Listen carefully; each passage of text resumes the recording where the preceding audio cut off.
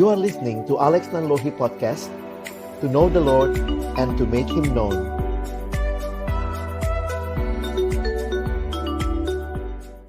Mari teman-teman kita berdoa sebelum kita membaca merenungkan firman Tuhan. Kita berdoa. Bapa di dalam surga, kami datang dalam ucapan syukur hari ini. Di hari perhentian yang Kau berikan kepada kami bersyukur. Kami boleh datang memuji, memuliakan nama-Mu. Kami juga boleh beribadah kepadamu. Dan kesempatan siang hari ini, kami juga akan bersama-sama belajar akan kebenaran firman-Mu. Kami percaya firman-Mu itu adalah firman yang kudus, yang menguduskan kehidupan kami. Firman-Mu adalah firman yang hidup dan yang menghidupkan kami. Firman-Mu firman yang tidak berubah, tapi firman yang kami percaya sanggup mengubah kehidupan kami.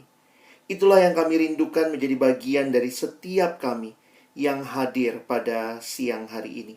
Kami menyerahkan waktu ke depan. Tuhan yang memimpin, baik hamba-Mu yang menyampaikan, setiap kami yang mendengar, juga diskusi di antara kami. Tolonglah kami semua Tuhan, agar kami pada akhirnya bukan hanya jadi pendengar-pendengar firman yang setia, tapi mampukan dengan kuasa dari Roh-Mu yang kudus, kami dimampukan menjadi pelaku-pelaku firman-Mu di dalam hidup kami, di dalam masa muda kami. Bersabdalah ya Tuhan, kami anak-anak-Mu sedia mendengarnya dalam satu nama yang kudus, nama yang berkuasa, nama Tuhan kami Yesus Kristus. Kami menyerahkan pemberitaan firman-Mu. Amin. Shalom teman-teman sekalian, selamat siang. Bersyukur buat kesempatan ini kita bersama-sama boleh belajar kebenaran firman Tuhan. Yang hari ini kita akan melihat dari tokoh Yeremia. Saya akan coba share screen buat teman-teman sekalian. Nanti saya berharap kita bisa memahami bagian ini bersama-sama. Dan secara khusus juga mengawali pembinaan untuk teman-teman calon pengurus begitu ya, di tengah-tengah pergumulan kalian. Nah, saya ingin mengajak kita nanti melihat, karena ini kita bahasnya tokoh ya. Memang tidak bisa semua, karena ini salah satu kitab yang panjang. Jadi tidak bisa membahas seluruh bagian, tapi kiranya ini menjadi pengantar ya. Pengantar buat teman-teman yang mungkin nanti tertarik membaca keseluruhan Yeremia. Itu akan sangat indah begitu ya. Nah, siang hari ini Abang akan share dari Yeremia pasal 1 ayat 1-10 terlebih dahulu. Dan nanti ada 2 bagian lagi yang akan saya coba sharingkan dalam waktu yang diberikan ya. Nah, di akhir nanti kita boleh sharing, tanya jawab begitu ya. Kalau mungkin ada hal-hal yang kalian sedang jadi pergumulan. Saya mulai dengan ayat 1. Saya sudah tuliskan ayatnya di screen. Kalian bisa lihat screen dan nanti kalian bisa ikut membaca ya. Inilah perkataan-perkataan Yeremia bin Hilkia dari keturunan imam yang ada di Anatot, di tanah Benyamin, dalam zaman Yosia bin Amon Raja Yehuda, dalam tahun yang ke-13 dari pemerintahannya. Datanglah firman Tuhan kepada Yeremia. Firman itu datang juga dalam zaman Yoyakim bin Yosia, Raja Yehuda, sampai akhir tahun yang ke-11 zaman Sedekia bin Yosia, Raja Yehuda, hingga penduduk Yerusalem diangkut ke dalam pembuangan dalam bulan yang ke-5.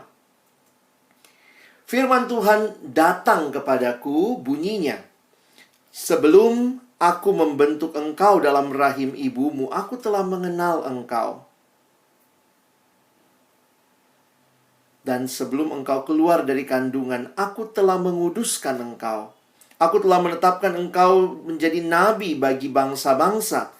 Maka aku menjawab, ah Tuhan Allah, sesungguhnya aku tidak pandai berbicara sebab aku ini masih muda. Tetapi Tuhan berfirman kepadaku, janganlah katakan, aku ini masih muda. Tetapi kepada siapapun engkau kuutus, haruslah engkau pergi. dan apapun yang kuperintahkan kepadamu, haruslah kau sampaikan. Janganlah takut kepada mereka, sebab aku menyertai engkau untuk melepaskan engkau. Demikianlah firman Tuhan. Lalu Tuhan mengulurkan tangannya dan menjamah mulutku. Tuhan berfirman kepadaku, sesungguhnya aku menaruh perkataan-perkataanku ke dalam mulutmu. Ketahuilah, pada hari ini aku mengangkat engkau atas bangsa-bangsa dan atas kerajaan-kerajaan untuk mencabut dan merobohkan, untuk membinasakan dan meruntuhkan, untuk membangun dan menanam. Ya, teman-teman yang dikasihi Tuhan, ini hal yang indah kalau kita coba melihat hidup Yeremia secara utuh ya. Nah, tentu mungkin kalian harus belajar juga bagaimana konteks politik pada waktu itu. Jadi kalau kalian perhatikan tadi ada nama beberapa raja, itu raja-raja di Yehuda, di Yerusalem, dan Yeremia ada di situ ya. Nah, apa yang menarik, nanti kalau kalian perhatikan, Yeremia itu melayani cukup panjang masanya sampai mereka dibuang ke Babel. Ya, jadi perhatikan, Yeremia melayani, itu sebelah kiri itu, coba lihat Yerusalem, itu Juda, Yehuda. Lalu kemudian sampai nanti mereka dibuang ke Babel. Lihat itu sebelah kanannya Babel, kelihatannya dekat, ya ampun, nggak sampai sejengkal gitu ya. Tapi itu jaraknya 1000 mil. Dan memang jalan yang harus ditempuh itu biasanya jalan memutar, karena itu padang gurun, nggak bisa dilewatin begitu aja ya. Nah, pada waktu itu rutenya, karena pada waktu itu kerajaan Babylon ya, Babylon Empire mulai menguasai dunia pada waktu itu. Nanti kemudian ada lagi Median Empire ya, kerajaan Media Persia. Jadi ini kalau lihat perpolitikan pada waktu itu unik juga teman-teman ya, untuk memperhatikan apa yang terjadi. Nah, sedikit kita langsung masuk kepada konteksnya. Siapa Yeremia? Nah, bagi kita perhatikan sebenarnya pada waktu kita melihat, coba lihat lagi tadi ya. Kalau kalian lihat di ayat yang pertama, lihat kalimatnya. Yeremia bin Hilkiah dari keturunan imam, ya. Nah, ini kalau kalian mau ngerti perjanjian lama, kalian mesti bisa memahami ada 3 jabatan penting dalam kehidupan umat Allah pada waktu itu. Yang pertama itu adalah jabatan raja, ya. Raja itu memang ya berdasarkan keturunan. Jadi kalau papanya raja ya anaknya jadi raja juga begitu ya. Lalu imam itu dari keturunan Lewi, dari Bani Lewi, anak ini ya, kalau kita perhatikan dari 12 suku Israel, menjadi imam itu tugasnya menjadi perantara dan pemimpin umat beribadah kepada Allah di bait Allah. Jadi kalau raja sifatnya politis, imam itu sifatnya lebih spiritual, ritual, agama. Nah, nabi ini unik ya, kalau teman-teman perhatikan, nabi itu adalah utusan Allah untuk menyampaikan firman Allah. Jadi ini bukan, kadang-kadang kita suka pikir ini sama aja, raja, nabi, imam, itu beda. Itu 3 peran yang berbeda. Dan apa yang menarik kalau kalian perhatikan, sebenarnya Yeremia ini secara keturunan adalah imam. Tapi dia dipanggil oleh Allah menjadi nabi. Ya. Jadi kalau kalian perhatikan, imam yang jadi nabi, kalau cerdas cermat Alkitab, siapa imam yang jadi nabi? Nah, ini salah satunya Yeremia. Nah, nabi itu biasanya berbicara kepada umat. Jadi nabi itu lebih keliling-keliling menyampaikan firman Allah. Dan biasanya memang dalam konteks pada waktu itu, nabi itu berbicara kepada raja, nabi itu berbicara juga kepada imam, dan bahkan juga kepada rakyat. Dan pesan-pesan ilahi pada waktu itu pesan-pesan penghukuman sebenarnya. Nggak enak sih jadi nabi ya kalau kalian perhatikan ya. Bayangkan menjadi nabi ngasih pesan tentang penghukuman. Dan ini bagian yang bagi kita kalau kita perhatikan tidak mudah tentunya juga jadi Yeremia. Ya. Nah, nanti kalau kalian tertarik lebih jauh baca kitab Yeremia secara utuh, ini beberapa catatan tentang kitab Yeremia. Ditulis, disusun oleh sekretarisnya. Jadi Yeremia itu punya sekretaris namanya Baruk ya. Nanti lihat di Yeremia 45, jelas di situ ditulis ya bahwa Baruk yang menulis. Jadi mungkin didiktekan atau bagaimana ya. Pokoknya kemudian Baruk yang menuliskan itu. Dan susunan dalam kitab ini memang tidak kronologis secara waktu. Secara jumlah kata, ini kitab terpanjang. Dibanding Mazmur, memang sih Mazmur ada 150 ya. Tetapi itu bukan 150, ada kayak Mazmur berapa yang cuma 2 ayat begitu ya. Nah, kalau bicara jumlah kata, nah ini kitab yang terpanjang ya, kitab Yeremia. Nah, penulisannya banyak menggunakan bentuk puisi. Kalau kalian buka Yeremia di Alkitab itu kan bentuknya puisi. Dan banyak simbol. Makanya juga mungkin orang bingung kali kalau baca itu ya. Teman-teman mesti punya sedikit background perjanjian lama, sedikit background konteks politis, sehingga bisa memahami ya kitab Yeremia. Nanti ikut PMKJ kalau mau tahu lebih jauh ya, karena lagi bahas Yeremia. Dan di dalam kitab perjanjian lama, Yeremia termasuk dalam kitab nabi-nabi besar. Kenapa nabi besar? Ada nabi besar, ada nabi kecil. Bukan masalah bentuk badan ya, tetapi itu masalah berapa panjang tulisannya. Itu kalau pembagian di Alkitab kita ya, ada nabi besar, ada nabi-nabi kecil. Nah, nabi-nabi besar ini, kalau lihat seluruh nabi ya, maksudnya ini mereka menyampaikan pesan ilahi. Dan ada biasanya pesan-pesan penghukuman begitu ya. Dan ini sedikit nanti teman-teman bisa perhatikan ya. Kenapa bagian ini yang saya pilih, saya ambil kitab Yeremia pasal 1. Karena waktu merenungkan secara sederhana ya, apa sih persamaan teman-teman calon pengurus dengan Yeremia ya? Yeremia adalah seorang yang masih muda ketika dipanggil oleh Tuhan. Umurnya kira-kira 18-20 tahun. Ya, menurut perhitungan sejarah. Dan makanya Yeremia bilang tadi tuh, Tuhan aku masih muda begitu ya. Dan jadi nabi di masa muda tuh nggak mudah juga ya. Apalagi pesan yang dia harus sampaikan, pesan penghukuman. Wow, kita tuh maunya diterima orang ya. Gimana kalau kita disuruh Tuhan menyampaikan pesan yang nggak enak begitu ya. Aku akan menghancurkan. Lihat tadi kalimatnya ya, di dalam ayat yang ke-8 ya. Tuhan jelas banget bilang sama Yeremia, janganlah takut kepada mereka, aku menyertai untuk melepaskan engkau. Dan ayat yang ke-10, lihat itu pesannya ada 2 selalu ya. Adalah untuk mencabut dan merobohkan, untuk membinasakan dan meruntuhkan, untuk membangun dan menanam. Sedih banget dapat tugas kayak gini ya. Serem banget tugasnya ya. Beritamu apa Yeremia? Mencabut dan merobohkan, membinasakan dan meruntuhkan, untuk membangun dan menanam. Ada sih bagian membangun dan menanam yang lebih positif.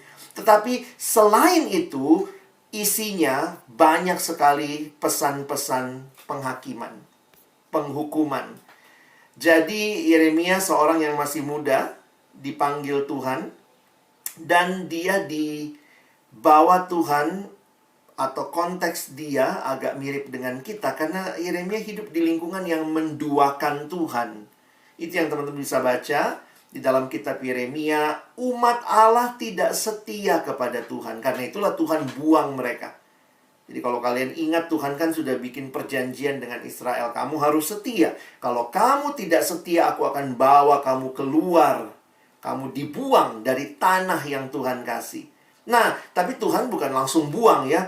Tuhan terus ingatkan. Makanya Nabi diutus. Terus Nabi diutus Tuhan. Beritakan, sampaikan, stop. Berbalik dari berhala. Tinggalkan kemunafikan. Tinggalkan semua ritual yang kosong. Dan itu terus nabi-nabi semua isinya itu ya. Tapi tetap pada akhirnya mereka tidak bertobat, karena itu Tuhan buang mereka. Teman-teman bisa bayangkan, Yeremia ini dia menyampaikan firman sampai melihat pembuangan. Itu sedih banget ya. Bayangkan misalnya saya kasih tahu sama teman-teman, teman-teman binus please, ayo dong bertobat ya. Jangan sampai Tuhan pindahkan kalian, misalnya dibuang kampusnya ke Afrika gitu ya. Terus saya terus sampaikan, nggak didengar. Terus sampaikan, nggak didengar. Sampai betul-betul Tuhan pindahkan. Nah, Yeremia itu ngeliat ya, bagaimana Israel dibuang. Dan walaupun Yeremia, kalau kita lihat catatan sejarah, dia tidak ikut ke pembuangan di Babel, tapi dia tetap tinggal di Yerusalem. Dia menyaksikan kejatuhan Yerusalem yang dia nubuatkan. Bayangkan ya, kita nubuatkan dan kita lihat langsung. Itu kan, gue udah bilang, Tuhan bilang jangan. Kamu nggak mau bertobat. Akhirnya, seperti itu. Teman-teman, setiap zaman, setiap generasi pasti tugasnya spesifik, unik, ya. Tapi paling tidak dalam kalimat yang saya tulis ini, Yeremia hidup di lingkungan yang menduakan Tuhan. Dan saya yakin juga, sekarang ini juga kan banyak teman-teman kita yang datang kuliah di kampus BINUS, mereka juga sedang hidup di dalam hidup yang menduakan Tuhan, kalau kita boleh pakai istilah itu. Dan karena itulah Yeremia dipanggil melayani generasinya. Dan kalian juga saat ini dipanggil untuk menggumulkan pelayanan bagi generasimu.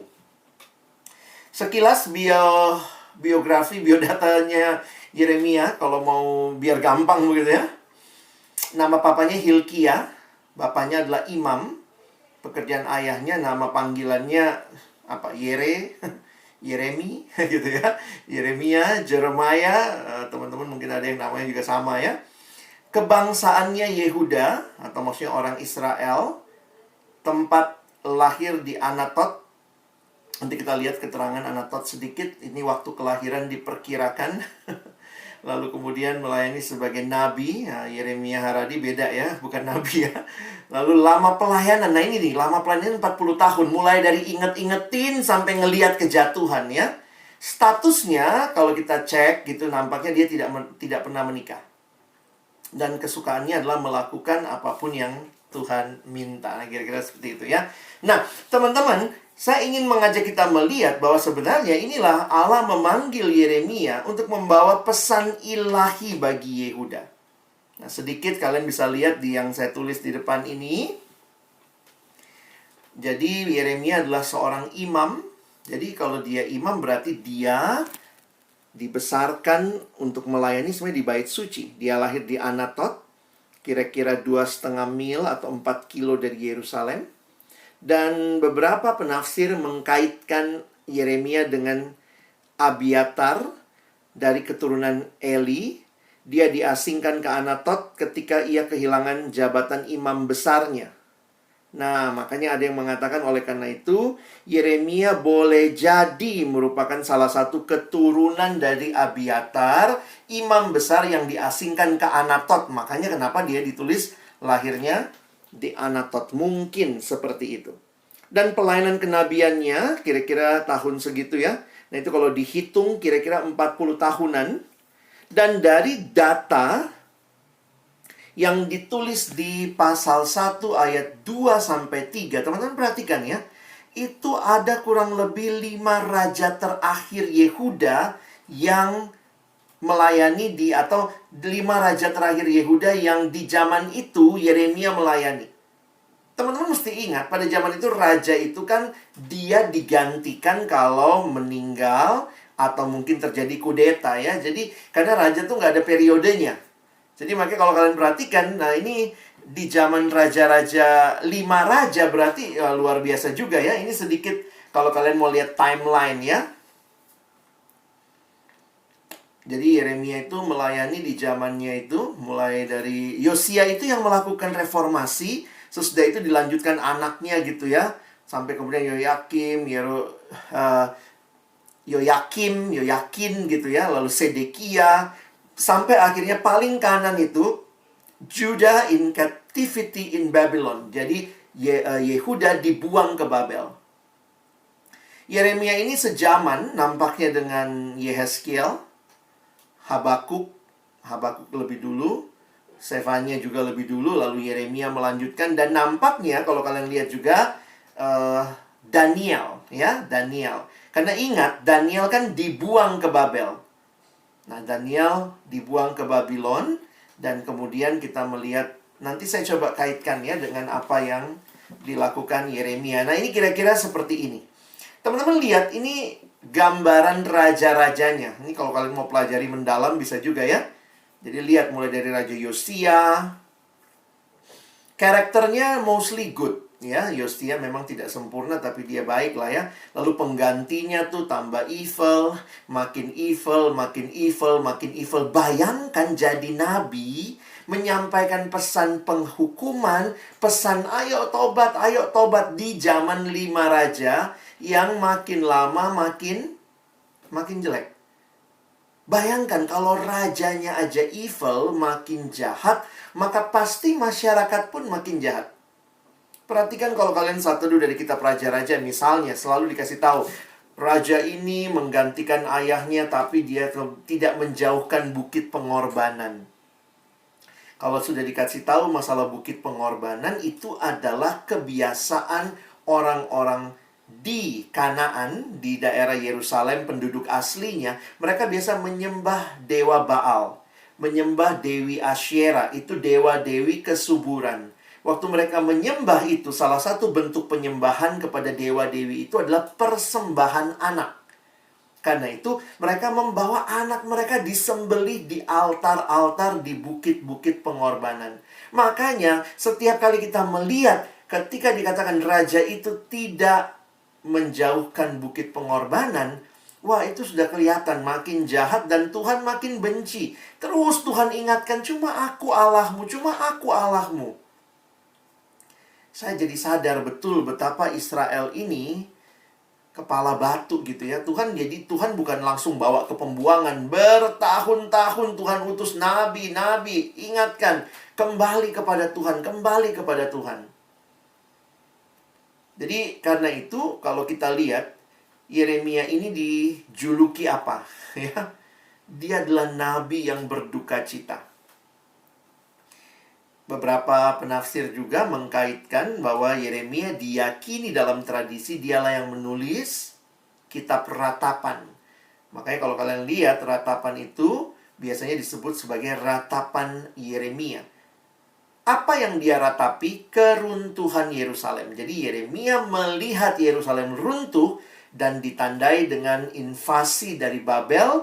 Yerusalem runtuh lalu dibawalah orang-orang ke pembuangan di Babel. Itu kebiasaannya Babel ya.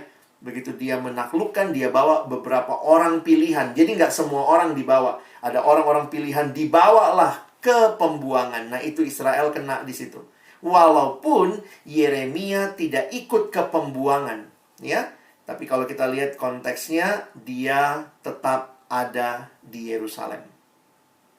Ketika Yeremia menerima perintah Allah untuk pergi kepada bangsa Israel, kepadanya juga dikatakan, engkau akan berbicara kepada mereka, tetapi mereka tidak akan mendengar perkataanmu. Sedih banget ya. Dari awal loh Tuhan udah kasih tahu ya. Jadi teman-teman, saya nggak mau tutup-tutupin lah hari ini ya. Kamu lagi takut mau jadi calon pengurus, jadi apa. Tapi jadi pengurus itu nggak mudah. Selesai. Karena Tuhan tahu bahwa ini satu situasi yang tidak mudah. Mungkin tidak ada yang mendengarkan kita. Bisa jadi. Siapa sih yang senang berita hidup kudus, hidup benar, rajin PO, baca Alkitab tiap hari. Itu kan berita-berita nggak populer. Terus kamu mau jadi pengurus memberitakan itu, tambah nggak populer kamu. Kalau mau pansos bukan jadi pengurus, jadi yang lain aja. Silakan panjat sosial di situ ya.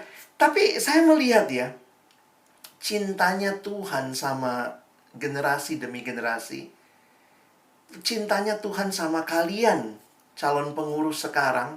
Sampai untuk cintanya Tuhan kepada kamu, Tuhan bangkitkan pengurus sebelum kamu. Yang waktu kalian mahasiswa baru, mereka yang ngurusin penyambutanmu, mereka ngurusin persekutuan Jumat setiap minggunya. Saya kadang-kadang berpikir kebangetan deh kalau kita yang sudah nikmati itu semua lupa bahwa sebenarnya setiap generasi cinta Tuhan itu sama. Tuhan terus mau setiap generasi kembali kepadaku. Kenapa sih kita butuh pengurus sekarang? Yang lama aja tetap. Tapi siapa yang bayarin kuliahnya ya kalau udah lulus ya? Kita butuh ada generasi baru yang sudah mengalami cinta Tuhan. Kecuali kamu nggak alami cinta Tuhan ya.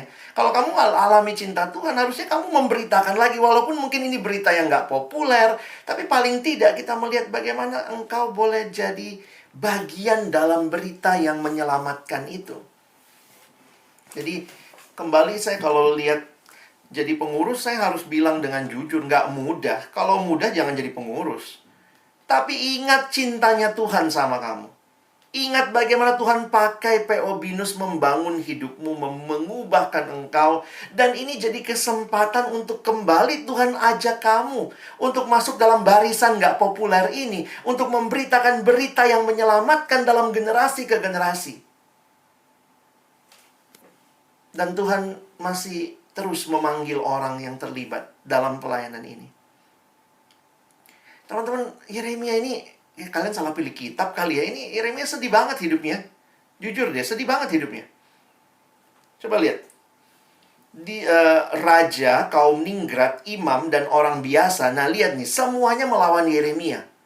Ini nabi nggak populer amat di zamannya ya. Jangan berpikir kayak Yeremia pelayanan lalu followernya bertambah ya, enggak gitu ya. Instagramnya mungkin ya followernya 1 baru gitu ya, sekretaris ya, admin yang selalu update statusnya juga status yang serem gitu ya, kembali kepada Tuhan, bertobat kembali kepada Tuhan.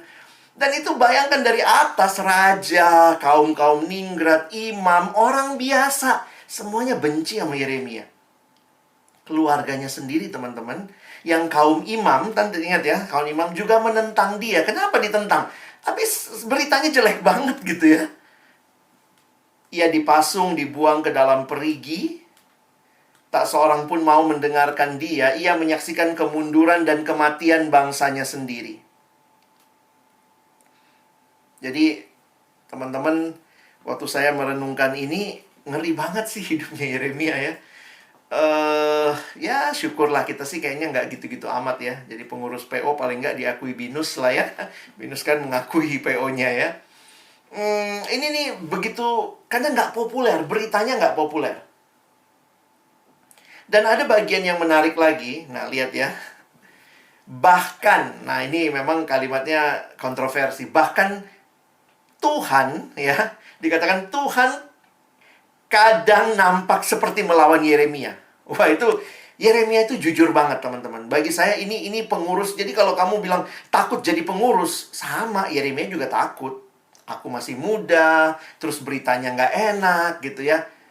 Tapi apa yang membuat Yeremia bertahan ya? Saya coba cari, gumulkan. Kenapa ya dia bertahan ya? Nah teman-teman, merasa Tuhan kayaknya melawan Yeremia, dia rasain itu. Bayangkan ya, kalau kamu pelayanan 40 tahun nggak ada hasil. Kita aja jadi PKK 2 tahun, 3 tahun, AKK-nya nggak jadi aja, kita kayaknya stres banget ya. Yeremia ini 40 tahun beritain, nggak ada yang denger. Tapi berita itu harus ada yang memberitakan. Jadi kayak Yeremia sampai sempat protes sama Tuhan gini. Tuhan nih, kenapa gue begini gitu ya? Kenapa lu pakai gue seperti ini ya? Tapi dia jujur banget sama Tuhan. Bagi saya ini satu hal yang saya kagumi dari Yeremia. Pergumulan dia jujur di hadapan Tuhan. Di titik itulah Tuhan pun memberikan jawaban buat dia. Yeremia bukan orang yang menutup-nutupi. Dia kesel sama Tuhan. Dia marah. Dia merasa, dia bahkan bilang, kenapa aku dilahirkan? Ya seolah-olah mau ngomong, ngapain sih Tuhan aku melayanimu gitu. Tapi perhatikan. Pergumulan kejujuran membawa Yeremia akhirnya melihat, iya ya, Tuhanku hidup. Dan itu yang dia alami. Nah, satu cuplikan cerita ya, bagaimana pergumulan yang dia alami. Banyak nanti kalian baca deh ya. Dia pernah dimasukin ke perigi gitu, dia pernah. Nah, ini lihat ya. Yeremia 20. Nah, ini saya baca ceritanya. Nggak semua abang kutip ya. Pasyur bin Immer, imam yang pada waktu itu menjabat kepala di rumah Tuhan, mendengar Yeremia menubuatkan perkataan-perkataan itu. Maksudnya perkataan pasal sebelumnya. Nah, ingat ya, apa perkataannya? Penghukuman ya. Tuhan akan menghukum, bertobatlah. Ayat 2. Lalu Pasyur, ini imam apa preman ya, kepala rumah Tuhan ya. Lalu Pasyur memukul Nabi Yeremia dan memasungkan dia di pintu gerbang Benyamin yang ada di atas rumah Tuhan. Kaum keluarganya loh ya, atau kaum sebangsanya. Imam itu kan sama-sama orang Lewi gitu ya. Waduh, ada yang jadi pengurus, PO dipukulin, dipasung. Tapi lihat ya, ini keluh kesahnya. Coba lihat keluh kesahnya. Bagi saya menarik ya, dia jujur banget. Tuhan, kenapa gue begini ya? Nah, lihat nih kalimatnya. Dia sampai bilang, Engkau telah membujuk aku, ya Tuhan. Dan aku telah membiarkan diriku dibujuk. Jadi dia bilang, gue goblok banget sih mau jadi pengurus gitu ya, kira-kira ya. Dibujuk sama Ko Gerald mungkin ya, sama siapa lah ya. Tapi perhatikan, Engkau terlalu kuat bagiku, dan Engkau menundukkan aku. Aku telah menjadi tertawaan sepanjang hari. Semuanya mereka mengolok-olokkan aku. Sebab setiap kali aku berbicara, terpaksa aku berteriak, terpaksa berseru kelaliman aniaya. Sebab firman Tuhan telah dicela dan telah menjadi cela dan cemooh bagiku sepanjang hari. Ini satu pergumulan yang jujur. Teman-teman jangan pikir jadi pengurus tuh enak, nggak ada pergumulan ya. Kalau mau jadi pengurus aja kalian takut, waktu jadi pengurus juga ada pergumulan. Ini kita nggak lagi bohong-bohongin kamu gitu ya. Ayo nih menjadi pengurus nggak ada pergumulan hidup. No. Saya harus katakan menjadi pengurus pun ada pergumulan. Mungkin apa yang kamu lakukan tidak dihargai, tidak direspon. Mungkin kamu pernah nggak, coba yang calon pengurus, kamu pernah nggak bilang thank you sama pengurus sebelumnya? Nah, nggak pernah kali ya. Yang mungkin itu juga yang akan kamu alami waktu jadi pengurus. Ada nggak yang say thank you sama gua ya? Aku udah nyiapin persekutuan Jumat, aku udah kontakin pembicara. Ada yang say thank you? Oh, mungkin nggak ada. Malah dievaluasi lagi. Hari ini jelek banget ya PJ-nya. Hari ini kok begitu ya? Jadi kadang-kadang saya pikir sebenarnya kalau mau dibilang jadi pengurus tuh enak, enaknya bukan karena itunya ya. Banyak hal yang akan jadi pergumulan kalau kita mau jujur dengan hal seperti itu. Dan ini juga yang saya coba kaitkan dengan Yeremia. Dia alami pergumulan itu. Tapi apakah dia mundur? Apakah Yeremia berhenti jadi pengurus? Kalimat ini bagi saya menarik ya. Meskipun demikian firman Allah menyala-nyala seperti api di dalam tulang-tulangnya, dia tidak bisa menahannya. Ada satu istilah yang muncul dalam pergumulannya Yeremia ya. Tadi kalian lihat ya, ini ayat 8 ya. Terakhir di ayat 8. Nah, sekarang abang lanjut ke ayat 9-nya. Nah, ini kuncinya. Tetapi apabila aku berpikir, aku tidak mau mengingat dia. Saya nggak mau lupa, saya lupain Tuhan. Dan aku tidak mau mengucapkan firman-Nya lagi di namanya. Stop jadi pengurus.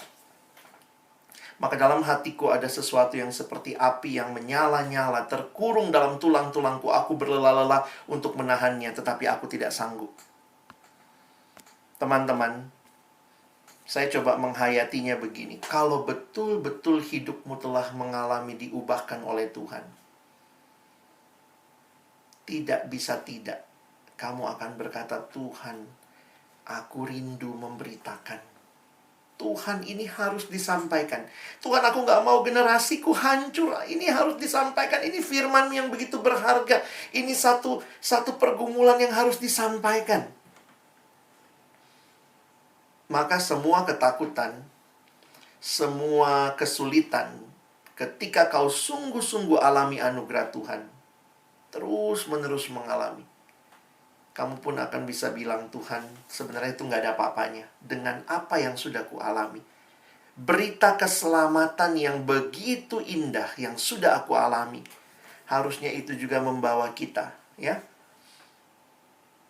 Tidak ragu kalau memang Tuhan panggil jadi pengurus, tidak ragu. Kalau menjalani sulit, terus maju. Kenapa?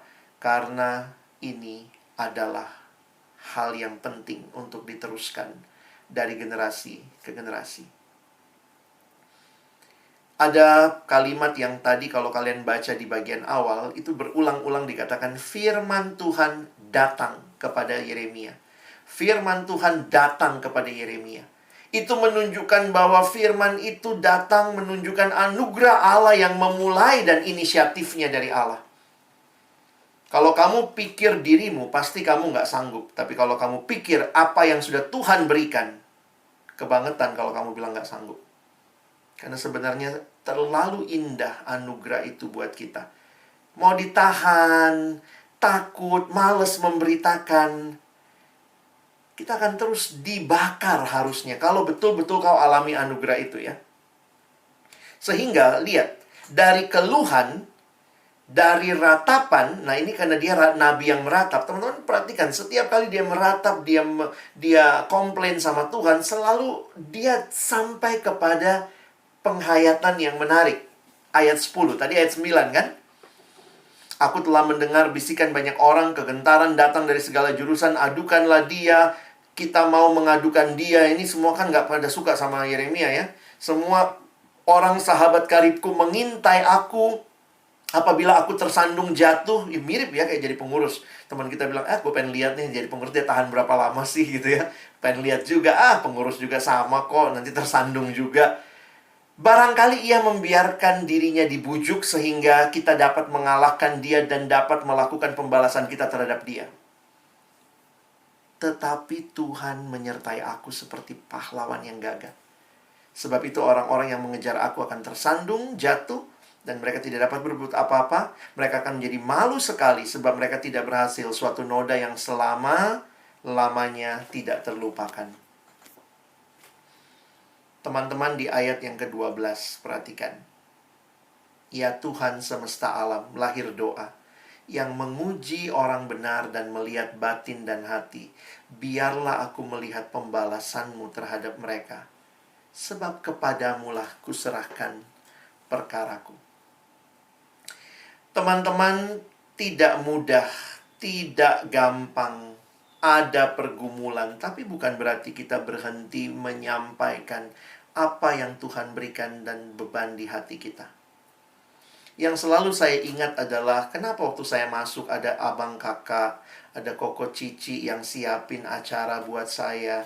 Kenapa ya ada orang-orang yang Tuhan bangkitkan untuk membuat kelompok kecil, jadi PKK. Ada yang kemudian jadi pengurus buat mengurusi generasi saya. Berarti Tuhan sayang banget sama generasi saya. Sekarang Tuhan lagi percayakan. Tuhan lagi sayang nih sama generasi berikutnya. Kepada siapa dia akan titipkan sayangnya ini? Kepada mereka yang memang sudah mengalami dan mau kembali memberi. Tuhan, aku rindu untuk belajar dalam situasi seperti ini. Mungkin sulit, aku nggak sanggup, aku takut. Tapi aku tahu tidak bisa, ini tidak mungkin tidak diberitakan, harus diberitakan. Dan alat pemberitaannya adalah PO. Harus ada yang ngurusin PO. Nggak ada kan pembicara datang dari langit gitu ya. Tiba-tiba saya datang gitu. Kenapa Bang Alex yang hari ini datang? Oh tadi malam Yesus suruh saya ngurusin ini. Saya dikontak sama Gerald. Gerald yang nanya, Bang Alex bisa nggak? Gerald siapa? Oh pengurus. Harus ada yang ngurusin persekutuan ini untuk melanjutkan cinta Tuhan perlu diurus. Sederhana gitu aja kok. Tapi siapa yang akan mengurusnya? Adalah orang-orang yang mengalami cinta Tuhan dan tahu bahwa ini penting diperjuangkan. Ada generasi baru yang Tuhan mau cintai. Dan terlalu bagi saya terlalu selfish. Terlalu egois kalau kita berkata, Tuhan, cukuplah kasih-Mu buat angkatanku. Angkatan bawah, urusan orang lah. Bukan urusanku. Aku yang penting udah nikmati kasih-Mu. Wah, aku kenal, aku nikmati PJ di Binus. Aku nikmati bisa bersekutu, nyanyi-nyanyi. Oh, puji Tuhan. Oh, generasi lain, oh sorry Tuhan. Itu urusan mereka. Terlalu egois, terlalu selfish kalau hidup kita berhenti menikmati berkat Tuhan dan tidak melanjutkan berkat itu. Dan mungkin salah satu cara Tuhan melanjutkan berkatnya memanggilmu jadi pengurus. Dan nanti kalau kalian lihat ceritanya, Yeremia terus memperingatkan orang Israel agar kembali kepada Allah. Namun tidak ada yang mendengarkan ya. Dan dia masih hidup ketika Nebukadnezar, ini yang saya bilang tadi ya. Dia menyaksikan Yerusalem itu kalah.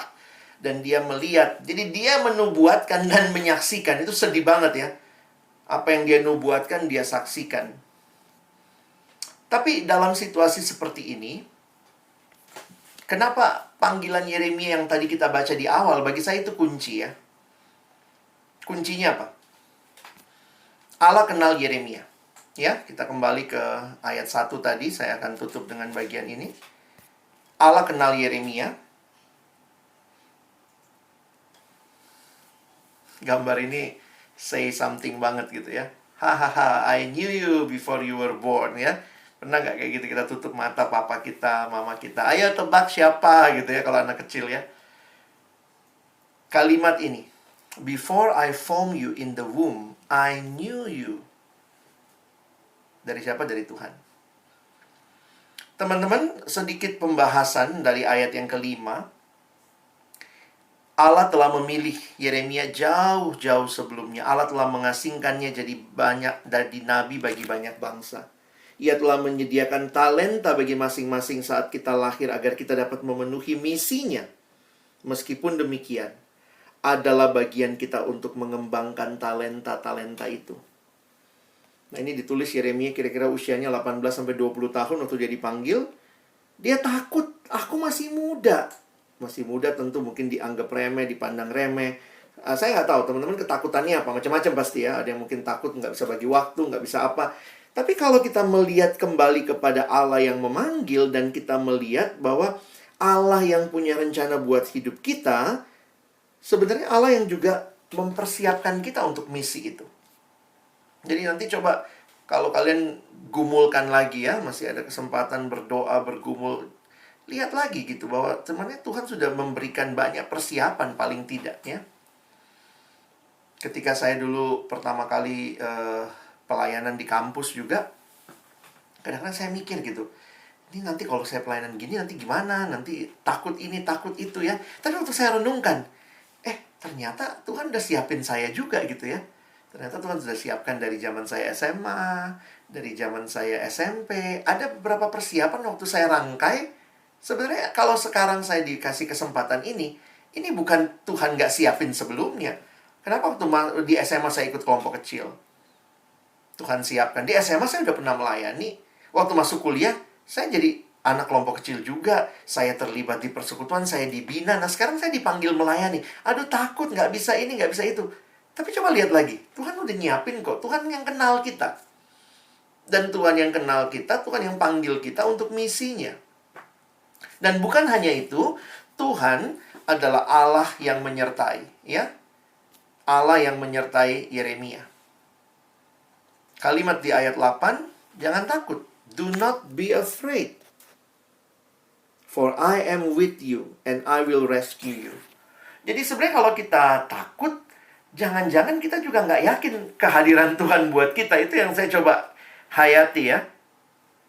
Jadi waktu menghayati memang pasal 1 ya, Yeremia memulai pelayanannya dengan jaminan ya bahwa ada rencana Allah, ada kehadiran Allah, ada kuasa Allah dalam hidupnya, dan inilah yang membuat dia melayani seumur hidupnya. Dalam pelayanannya ada jatuh bangun, ada kegagalan dia beberapa kali dia komplain sama Tuhan seperti itu. Dan kalimat ini menutup perenungan kita. When God calls us to a task, He does not give us a roadmap to follow and then leave us to our resources. But God walks with us. Ketika Tuhan mempercayakan pelayanannya kepada kita, bukan hanya dia biarkan kita begitu saja ya, teman-teman ya. Tapi dia bukan cuman ngasih map, ini nih bakal kesini gitu ya. Tapi enggak. Bagi saya, Tuhan sedang membangun kehidupan kita dengan menyertai kita senantiasa dalam waktu demi waktu. Saya lewati beberapa slide dulu ya. Sorry. Saya mau tutup dengan beberapa slide ini. Yeremia melayani di tengah bangsanya dengan kasih dan komitmen. Yeremia adalah nabi Allah yang setia, tidak saja dengan mewartakan kebenaran, tapi juga dengan memberitahukan kepedihan hati Allah terhadap dosa-dosa umatnya. Nah, saya kadang menghayatinya, kenapa ya ada persekutuan mahasiswa? Waktu menghayati Indonesia, menghayati juga satu kebenaran ini ya, mahasiswa bagi Indonesia. Kalau kalian pelajari pergerakan mahasiswa di Indonesia, bahkan di dunia, kalau lihat di Indonesia misalnya ya, bagaimana gerakan mahasiswa ketika menggulingkan rezim Soeharto waktu itu misalnya. Bagaimana perubahan-perubahan penting di bangsa ini juga ditandai dengan mahasiswa yang menjadi agen perubahan. Tahun 98 waktu reformasi sih saya udah lulus ya, saya udah tahun kedua lulus. Jadi waktu itu saya tidak ikut demo masuk gedung DPR ini ya. Itu waktu itu semua kampus pada ke sana. Kami yang alumni-alumni beliin makanan dari luar ngasih sama mereka yang lagi berjuang di dalam gitu. Mahasiswa itu agent of change. Dan mahasiswa juga kita tahu akan jadi masa depan bagi bangsa ini. Kalau lihat Soekarno, ingat juga loh, Soekarno masih muda sekali ketika dia memperjuangkan bangsa kita.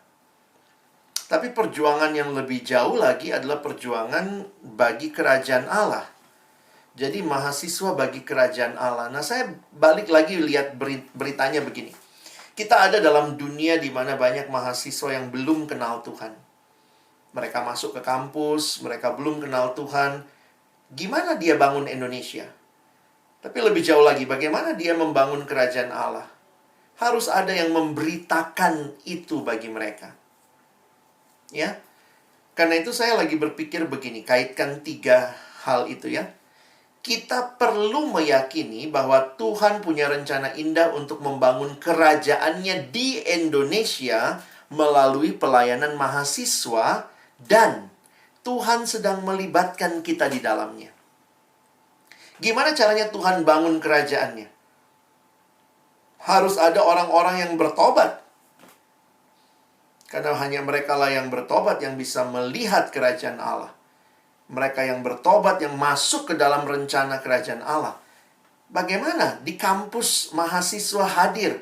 Kita hadir PO di kampus. Apa yang akan dilakukan? Nah, disinilah PO harus memberitakan kerajaan Allah. Harus memberitakan firman, membawa mahasiswa dalam pertobatan, hidupnya berubah.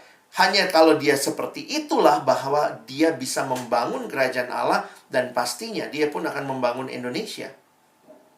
Nah, sekarang pertanyaan sederhananya, terus siapa yang akan melayani mahasiswa-mahasiswa ini? Ya. Jadi pertanyaannya ini. Apakah saudara bersedia dipakai Allah melayani umatnya di BINUS? Kan Tuhan mau bangun kerajaannya lewat mahasiswa. Di BINUS Tuhan hadirkan PO. PO harus ada yang ngurusin supaya pemberitaan Injil terus disampaikan, kerajaan Allah terus diberitakan, pertobatan terus terjadi. Siapa yang akan melanjutkan? Minta koko cicinya nggak lulus-lulus terus jadi pengurus? Nggak bisa. Ada generasi yang baru. Kita ada dalam rangkaian. Kita kayak mata rantai, teman-teman ya. Saya tulisnya begini. We are part of the chain of God's ongoing work in the world. Dan saya tetap yakin ya, God's work never lack of supply.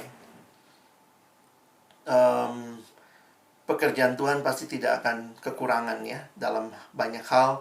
Mungkin kita melihatnya, wah kayaknya lebih kurang, lebih sedikit. Tapi saya tetap meyakini itu cara Tuhan dengan anugerahnya, dengan kuasanya akan menggenapkan. Karena ini pekerjaannya Tuhan. Jadi waktu saya merenungkan seperti itu ya, saya sempat sampai pada pertanyaan begini.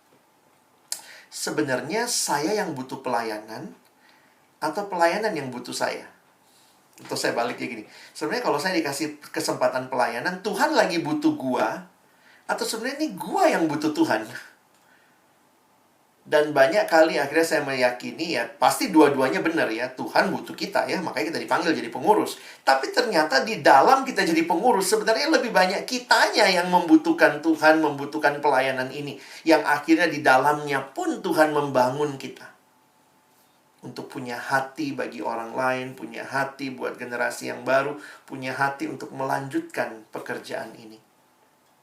Sehingga pertanyaannya, bagaimana dengan saudara? Ya, kiranya firman Tuhan walaupun sudah berhenti diberitakan, tapi belajar dari Yeremia yang menjawab panggilan Tuhan dalam kemudaannya, dalam ketakutannya, tapi dia menyadari ada Tuhan yang menyertai, dan itulah yang membuat dia melangkah maju. Waktu ada pergumulan, dia datang lagi kepada Tuhan yang menyertai. Dia komplain, tapi dia pun menikmati jawaban dari Tuhan. Tuhan ingatkan lagi, ingat aku besertamu. Itulah kesuksesan pelayanan yang sesungguhnya. Menghayati ada Tuhan yang menyertai senantiasa. Amin. Silakan, kalau ada teman-teman yang mungkin mau bertanya, mau sharing, saya persilakan.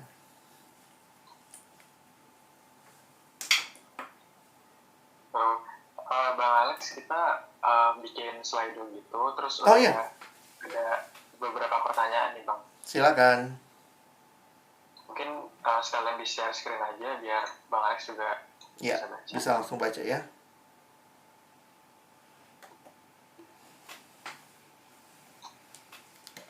Nah, ini Bang. Mungkin boleh Ya, laut kecil amat saja. jawab juga. Kak, aku mungkin out of topic. Kalau dalam masa pelayanan kita masih ada addiction, itu gimana Kak? Habisnya aku rasa di Alkitab nggak ada yang kecanduan.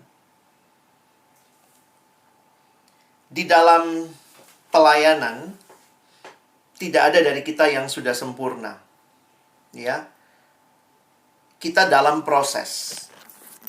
Tentu kalau ada kecanduan harus dibereskan. Tapi dalam beberapa kasus saya lihatnya tergantung juga ya, ini dalam kaitannya apa. Kalau karena kecanduan itu sangat mempengaruhi, kita butuh ditolong, kita butuh punya waktu secara pribadi dulu, mungkin keluar dulu dari pelayanan, ditolong lalu masuk kembali, it's okay. Tapi dalam beberapa hal yang lain saya pikir juga Tuhan bisa pakai pelayanan itu menjaga kondisi kerohanianmu. Jadi tidak selamanya, tergantung kecanduannya apa ya, tidak selamanya jawabannya adalah berhenti dulu atau apa ya. Jadi sebenarnya ini kan proses seumur hidup. Kalau kamu tunggu sempurna, kamu nggak akan pernah melayani. Karena kita nggak mungkin sempurna selama masih hidup dalam dunia ini. Kita masih punya pergumulan, jatuh bangun dalam dosa. Dan itu sebenarnya menjadi cara Tuhan menjaga kamu. Saya lihat salah satunya dengan memberikan kamu kesempatan melayani. Ya, setiap kali kita melayani kan kita mesti siapin hati lagi, kuduskan hidup. Dalam arti ya, itu menjadi ongoing proses. Ya, mungkin begitu. Yang kedua, Kak, kalau kita di zaman sekarang apa kita harus tegur teman-teman yang suka dugem dan lain-lain gitu kan? Sekarang seolah-olah semuanya ditutupin sama kata toleransi semua. Saya pikir setiap generasi punya cara menyampaikan kebenaran. Di dalam Alkitab ada prinsipnya saja, ya, yang saya pikir adalah menyampaikan kebenaran di dalam kasih. Efesus pasal yang keempat, ayat yang ke-16. Bagaimana menyampaikan kebenaran di dalam kasih? Nah, mungkin salah satu cara yang baik untuk kita hayati adalah perhatikan begini. Yang mungkin terjadi kalau kita tidak hati-hati adalah kita menghakimi. Makanya cara pandang yang menarik ya. Di dalam dunia ini ada dua macam kelompok. Setuju apa tidak? Ada orang benar, ada orang yang baik, ada orang yang jahat. Kan kalau kamu bikin pembagiannya begitu. Dalam dunia ini ada dua kelompok. Ada yang baik, ada yang jahat. Nah, sekarang pertanyaan saya begini. Kalau kamu lihat ada dua pembagian itu, yang baik sama yang jahat, kamu masuk yang mana? Mungkin kamu bilang, oh aku yang baik bang, gitu ya. Itu pun sudah membuat kamu akhirnya menghakimi sebenarnya tanpa sadar ya. Jadi, dalam cara pandang yang lebih tepat, di dalam dunia ini hanya ada dua macam kelompok orang. Pertama, orang berdosa yang sudah bertobat. Dan kedua, orang berdosa yang belum bertobat. Orang berdosa yang sudah kenal Yesus dan orang berdosa yang belum kenal Yesus. Jadi basicnya sama, kita sama-sama orang berdosa. Nah, dalam titik cara pandang seperti itu, coba bangun cara menegur yang baik. Misalnya ya, jadi kayak ada teman-teman yang lagi suka, misalnya mereka suka dugem segala macam. Mungkin kamu nggak dugem, tapi kamu ada kecanduanmu yang lain. Kamu mungkin sama pornografi kah? Kamu mungkin sama punya akar pahit gitu ya. Sehingga cara menegurnya adalah kita tidak melihat diri kita lebih baik dari orang lain, tapi sama-sama. Kalau dia dalam kecanduan seperti itu, kita bisa bilang, ya saya kalau bisa sama kecanduannya ya, misalnya ada yang sama-sama pornografi. Wih, gue juga dulu sama loh kayak lu. Jadi kita nggak langsung bilang, wah gue sekarang nggak begitu ya. Tapi kita mungkin bisa mulai dari, gue dulu sama kayak lu. Tapi waktu gue kenal Tuhan ya, Tuhan ubahin gue gitu. Itu cara menegur yang menolong orang itu melihat kita pun nggak lebih baik dari dia. Kalau bukan karena Tuhan. Seringkali kesaksian-kesaksian tanpa kita sadari menonjolkan sayanya yang baik, sayanya yang berubah, sayanya yang harus dipuji. Tapi kalau kamu dengan tepat membingkai caramu berbicara dengan gospel, dengan Injil, maka kamu bisa mengatakan bahwa I am nothing. Saya juga dulu persis kayak kamu. Lu dugem, gue pornografi. Gue dulu seneng banget deh. Lu kayak seneng banget gitu ya. Tapi waktu gue ketemu Tuhan, di situ gue jadi sadar. Nggak ada gunanya kalau gue nggak kenal dia. Bahkan sekarang gue udah bisa move on lah, dalam tanda kutip, melalui itu semua. Jadi sebenarnya waktu orang dengar kesaksian kita seperti itu, cara menegur yang baik, bahkan orang mungkin bilang itu bukan menegur, tapi kita sedang menyampaikan apa yang kita nikmati dalam Tuhan. Itu beda banget. Ya, oke. Kak, kalau misal dalam kemurusan itu tiba-tiba merasa jenuh di tengah jalan, apa boleh kita ambil waktu sebentar untuk istirahat? Di dalam kepengurusan, teman-teman, ini kalau bicara kepengurusan ya, kan nanti ada job desk. Bagi saya sebenarnya begini. Mari kita jangan melihat pelayanan. Pelayanan ini kadang jadi nomor sekian dalam prioritas hidup ya. Contoh, kalau kamu kuliah, jenuh, berhenti kuliah. Absenmu nggak penuh aja, kamu nggak bisa ikut UTS gitu ya. Kadang-kadang saya ngeliat gini, kenapa ya kalau namanya pelayanan kita seenaknya, tanda kutip. Padahal di situ ada job desk, ada apa. Poin saya adalah begini. Mungkin nggak keluar dari pelayanan, tapi sharing dengan teman-teman di dalam pelayanan. Can you help me?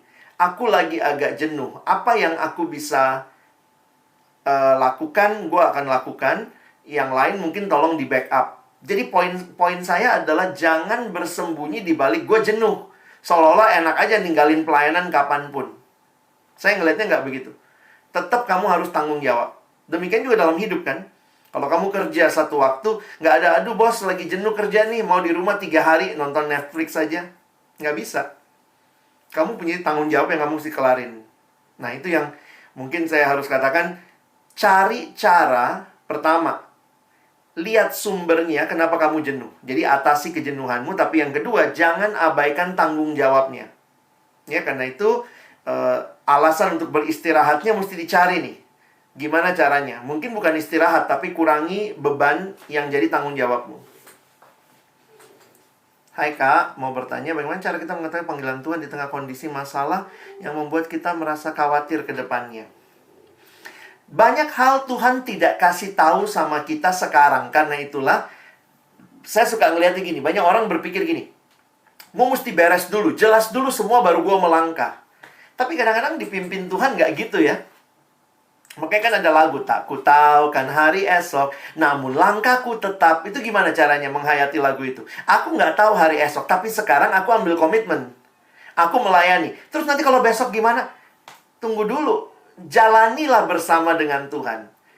Jadi kadang-kadang kekhawatiran kita membuat kita bahkan ngambil komitmen pun enggak gitu ya. Kadang saking khawatirnya. Padahal yang dikhawatirin belum pernah terjadi dan mungkin juga nggak terjadi. Atau bisa terjadi lebih buruk loh dari yang kamu khawatirkan. Tapi kalau begitu yang membuat kita langkahnya tetap tegap itu apa? Tahu bahwa Tuhan menyertai. Dan kalau ada Tuhan, seberat apapun masalah kita, kita bisa hadapi bersama dengan Tuhan. Jadi banyak orang takut ambil keputusan, takut melangkah karena kekhawatiran yang belum terjadi. Itu yang Yesus bilang kan, ya, kesusahan sehari cukuplah buat sehari ya. Mari ikutilah kalimat Yesus ya, belajar. Kalau kamu dikuasai kekhawatiran, coba sort out. Apa sih yang kamu khawatirin? Dan lihat lagi, apakah Tuhanmu lebih besar daripada kekhawatiranmu? Ya, tentu di dalamnya kamu juga harus tahu kapasitas. Ya, Tuhan juga kan kasih kesempatan kita kenal kapasitas, kenal kemampuan kita, kapabilitas. Jadi jangan juga mengambil tugas melampaui apa yang kamu sanggup. Karena saya pikir juga kan Tuhan pasti kasih sesuai dengan bagian kita. The right man on the right place. Oke, ada yang dipilih pertanyaan yang mana? Gerald pilihin deh, karena banyak nih. Apa yang mau dijawab? Tulisannya kecil-kecil lagi ya, mata saya udah. Kak, tunggu. Yang mana nih? Kak, aku mau nanya. Bagaimana cara kita menanggapi dengan baik orang yang mulai mundur dari kepengurusan dengan alasan atau kondisi pribadi? Sebenarnya semua hal bisa dibicarakan ya. Jadi maksudnya juga teman-teman yang mungkin langsung ambil langkah mundur seperti itu, jangan dimusuhin juga, tapi diajak ngomong. Diajak ngomong lalu dicari titik temunya. Memang betul-betul harus mundurkah? Atau mungkin tetap di pengurus untuk dia juga beban tugasnya di-share begitu. Sebenarnya menurut saya sih bisa dibicarain ya. Mundur itu bukan satu-satunya dengan... Kalau alasan perkuliahan, emangnya yang lain yang jadi pengurus nggak kuliah? Semua juga lagi kuliah gitu ya. Jadi sebenarnya kita bisa bicarain sih. Bagaimana cara tidak memegahkan diri? Ya ingatlah ya, semua kemampuan kita itu dari Tuhan. Mungkin juga perlu untuk remind ourselves terus. Belajar terima pujian juga kali ya. Kadang-kadang kan cara kita menerima pujian itu juga sebenarnya menolong kita belajar sikap hati yang benar. Kalau saya berhasil, pelayanan saya bagus, itu apa yang mesti kita ingat? Tuhan kan? Jadi selalu mesti belajar ngomong puji Tuhan. Kalau saya gagal, mesti periksa diri. Kenapa sih gue gagal ya? Kenapa sih gue nggak baik banget? Jadi evaluasi diri terjadi di tengah kegagalan. Dan kalau berhasil, yang kita puji adalah Tuhan. Kita suka kebalik. Kalau berhasil, suka lupa Tuhan. Iya nih, gue bener-bener, iya gue usaha. Nah, makanya puji diri, haleluya. Begitu gagal, oh ada rencana Tuhan. Ini kalau gagal aja rencana Tuhan. Kebalik, kalau gagal, periksa diri. Kalau berhasil, puji Tuhan. Bagaimana menanggapi orang yang mengambil bagian dalam hal ini kepengurusan namun tidak bertanggung jawab? Hilang. Oh. Semua bisa dibicarakan ya. Jadi jangan poin-poin abang begini, hati-hati ya, jangan menghakimi lah, tapi tanya. Saya anak komunikasi, mungkin beberapa juga kalian jurusan komunikasi ya. Saya senang salah satu definisi komunikasi yang paling saya suka. Komunikasi adalah sebuah upaya untuk mengatasi ketidakpastian. Saya ulangi ya. Komunikasi itu adalah sebuah upaya untuk mengatasi ketidakpastian. Jadi misalnya nih, kita dalam ruangan duduk bareng-bareng, terus ada AC dipasang. Terus kamu ngerasa kayaknya dingin deh, terus kita matiin. Terus orang yang lain ngomong, kok dimatiin? Nah, jadi sebenarnya kan itu waktu kita mematikan tanpa komunikasi, kita sedang berasumsi. Nah itu bedanya asumsi sama komunikasi. Jadi saya pikir orang kedinginan, saya matiin. Nah bagaimana upaya mengurangi ketidakpastian? Tanya, lu kedinginan apa kepanasan? Dingin, panas, nanti baru kita cari. Jadi komunikasi itu mengatasi ketidakpastian. Jadi kadang-kadang kita lihat nih, orang mundur dari pelayanan. Jangan langsung berasumsi, tuh kan, emang nggak setia, nggak bener. Wah, anak ini nggak punya hati melayani Tuhan, nggak punya komitmen. Itu jangan-jangan asumsi kita loh. Dan bahkan menjadi penghakiman. Sebaiknya komunikasi. Tanya, ajak ngobrol. Nah, banyak kali memang ada yang gitu ya. Toto mundur gitu. Mundur nggak bisa dikontak, HP ganti. Nah itu juga saya pikir buat teman-teman jangan kayak gitulah ya. Karena tetap ya, saya pikir semua hal bisa dibicarakan dengan baik. Ya, Tuhan pun mau kita berkomunikasi, tidak putus relasi hanya karena mungkin sedang punya pergumulan dalam pelayanan. Bagaimana bisa asik? Tetap terkesan asik. Tuhan kita Tuhan yang gaul juga sih ya. Maksudnya gaul dalam arti Tuhan nggak anti keasikan ya. Tuhan nggak anti kesenangan. Tapi dia tahu yang senang, yang baik itu seperti apa gitu ya. Ya mungkin nanti teman-teman perlu membingkai ya. Kak, bagaimana cara mempertahankan jawaban kita di tengah keraguan dan kebimbangan kita atas solusi jawaban yang ingin kita pilih. Ini ada juga masalah keraguan. Teman-teman gini loh, dipimpin Tuhan itu bukan di awal lalu berhenti. Itu kadang-kadang kita suka mikir gitu. Sekali kita doa jadi pengurus selesai gitu. Kalau dalam hidup juga gitu. Sekali doa selesai maka jalan hidup lancar. Pergumulan dengan Tuhan tuh step by step. Coba nikmati. Ya, dalam waktu kamu menikmati step by step. Nah, ini kadang-kadang nih Abang kasih 2 contoh ya. Di Alkitab tuh ada konteks yang Tuhan memimpin tuh dinamis ya. Kadang sangat jelas, lalu kita melangkah. Itu mirip kayak waktu Israel menyeberang sama Musa ya. Masih ingat Israel menyeberang sama Musa, nyeberang Laut Merah. Tuhan suruh Musa, kan Musa pukul dulu, airnya tersibak, lalu tanahnya kering, lalu mereka jalan. Itu yang paling butuh iman waktu itu sebenarnya Musa ya. Gimana ya, kan Musa nggak pernah gladi resik belah laut ya. Bayangkan kalau dia pukul belah begini nggak kebelah, malunya minta ampun itu ya. Kan Musa kan nggak pernah gladi resik ya. Tapi menarik tuh, Tuhan suruh Musa pukul, Israel lihat terbelah, lalu mereka jalan di tanah kering. Jadi kadang-kadang dalam hidup ada juga tuh cara Tuhan memimpin. Cukup jelas Tuhan bukain jalan.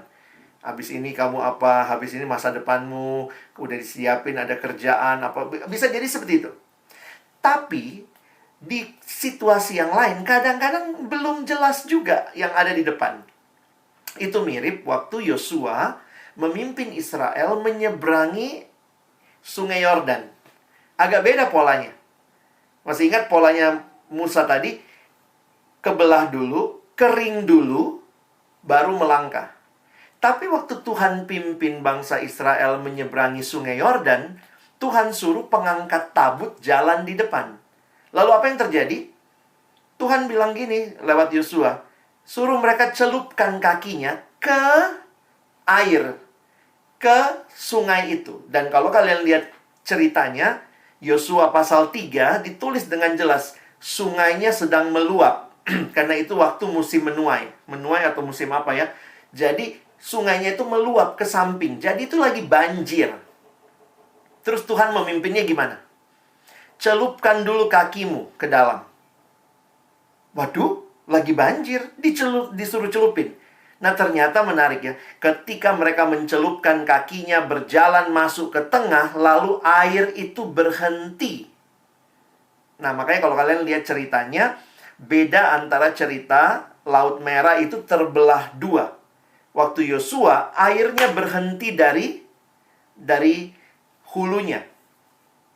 Nah, hilirnya dari awal, dari atasnya. Jadi itu bukannya kebelah 2, tapi berhenti dari atas. Tapi itu setelah mereka mencelupkan kakinya. Teman-teman, setelah belajar 2 kisah ini, saya ngelihat dalam hidup begini.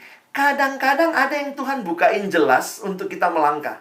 Tapi ada juga saat-saatnya Tuhan bilang, coba melangkah dulu lah. Ya, jadi buat kamu yang sangat khawatir masa depan, takut nih nanti salah pilih. Banyak orang saking takutnya salah pilih, malah nggak milih. Itu ngerinya. Ada yang datang sama saya, Bang, saya bingung nih, yang ini apa yang ini? Saya takut salah pilih, Bang. Terus saya bilang gini. Dia tanya sama saya, gimana ya, Bang, biar nggak salah pilih? Saya bilang, pilih dulu. Waktu kamu habis pilih, baru kamu tahu itu benar apa salah, gitu ya. Tuhan mau ya saya salah pilih. Bukannya Tuhan mau, tapi kan Tuhan nggak selamanya memimpin seperti yang kamu mau. Jangan-jangan kamu juga sangat kuat pengen ini, padahal itu cuma keinginanmu pribadi. Ini salah apa enggak ya, Bang? Saya nggak tahu, pilih dulu. Waktu kamu pilih dan jalanin, saya yakin banget kalau kamu terus bergumul dengan Tuhan, meskipun kamu salah pilih, Tuhan sanggup bawa kamu kembali.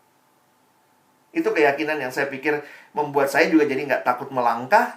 Karena kan udah didoain aja kita bingung milihnya.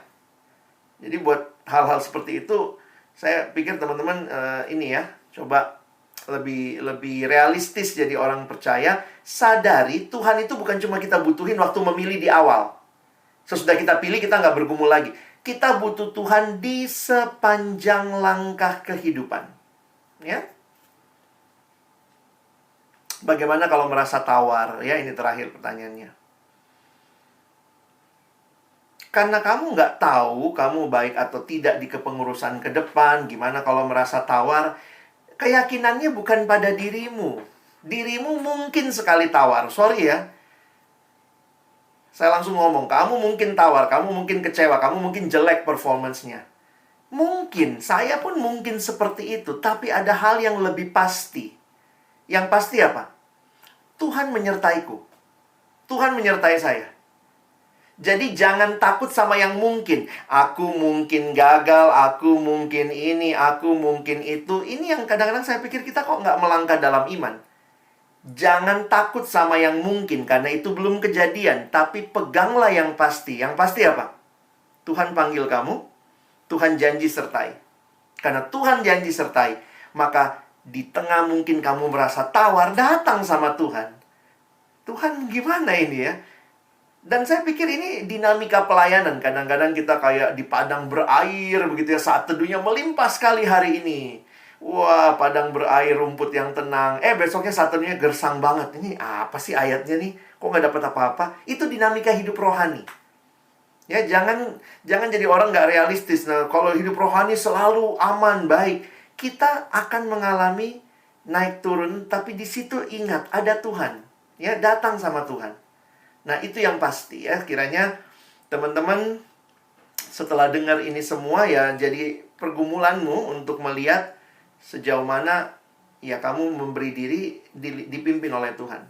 Kalau kamu fokus kepada ketakutanmu, yang semuanya masih mungkin, kamu jadi nggak akan sulit melihat Allah yang pasti itu.